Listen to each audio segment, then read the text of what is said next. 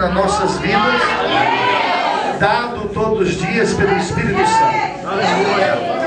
E a glória do Senhor vai nascendo sobre ti.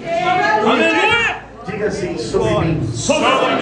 Diga, irmão, sobre ti. Sobre ti. Sobre nós. Sobre nós. A glória do Senhor é a manifestação total de Deus. Todas as áreas da nossa vida. Essa bênção esteja no teu coração. Você vai ser uma bomba atômica espiritual.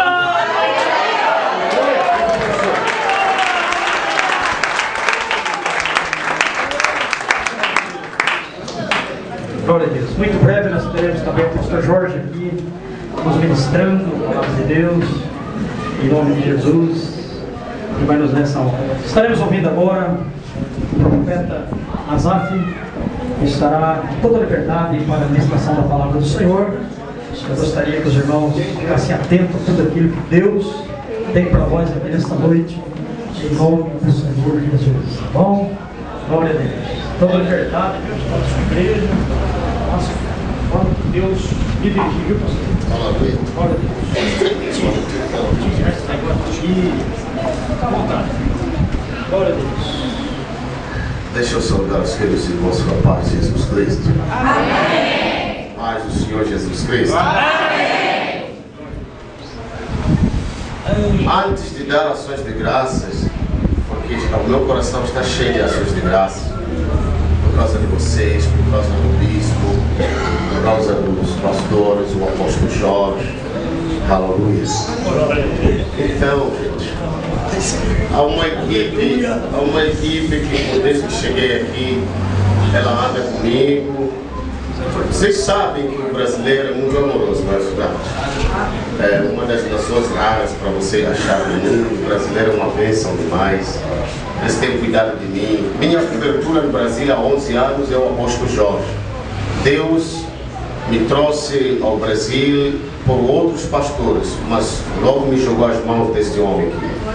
E hoje estou na Universidade de Heidelberg recebendo PhD in Theology, which means it's a long drive of knowing God.